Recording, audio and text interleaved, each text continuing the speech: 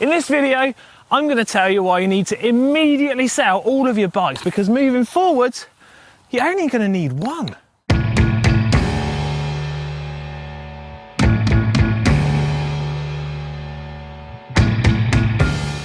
Don't worry, I'm just kidding, although it might cross your mind after watching this video.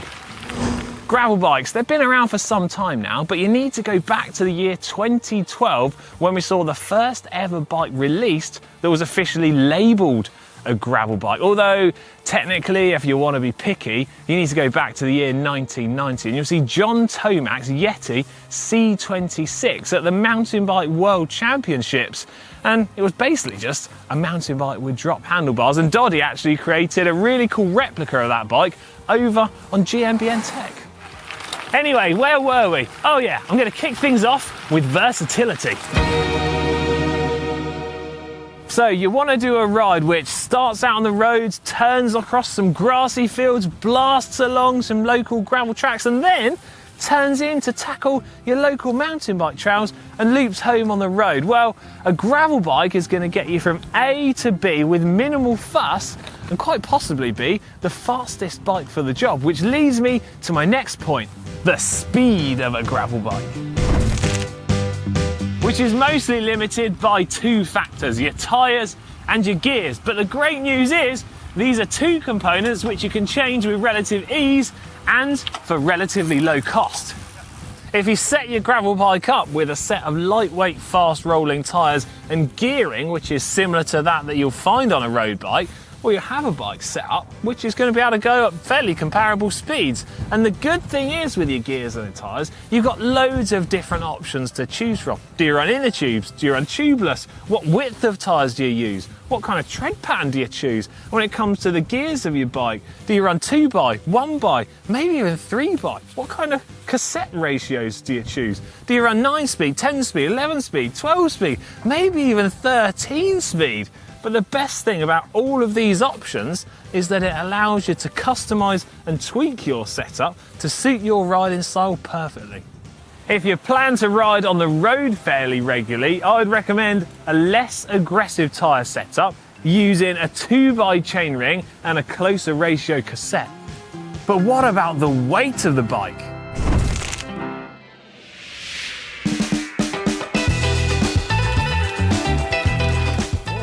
There's no way of dressing it up or sugarcoating it. Gravel bikes are heavier than road bikes. If you compare like for like in materials, spec and price range, many gravel bikes will be upwards of 1 kilogram heavier than the comparable road bike.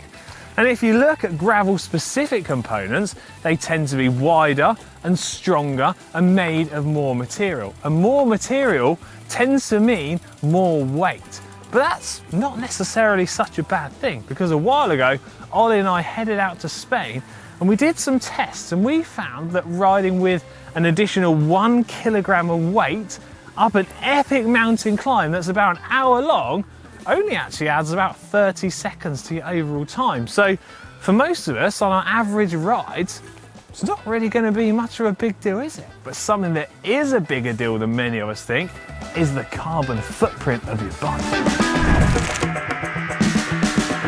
Riding our bikes compared to using other forms of transport is good for the environment, but producing and shipping all of these bikes does have a carbon footprint associated to it.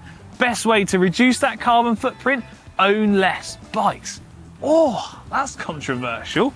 Best way to have less bikes is to own a more versatile one.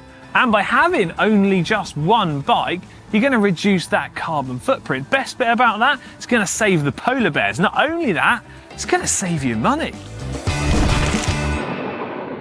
And with all that extra cash, you could what? I don't know, take the family away for a couple of extra nights on holiday, buy all of your relatives fancy gifts at Christmas, or if it was me and I was only going to have one bike, maybe I'd make sure that the one bike I do have was extra special. Or I guess a completely different way of looking at it is to use that money that you've saved on traveling to really cool destinations with your gravel bike. And there are some really popular cycling destinations that have not only got silky smooth tarmac roads, but also really cool gravel trails. Perfect example of this, Saalbach, Austria, where our GCN event is. Ha!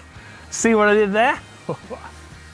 And then finally, I think it's important not to get hung up on the specific names that are given to different types of bikes. I mean, look at this section I've been riding along here. We've got bits of twigs, acorns, mud, maybe a little bit of gravel, and I could probably ride along here perfectly fine on my road bike. I mean, sure, the tyres might not be perfectly suited to it, but it'd be more than right. And yes, an all-out aero road bike will be faster. But then add into the mix the latest all-road bikes, such as the ones myself and Si had a race on.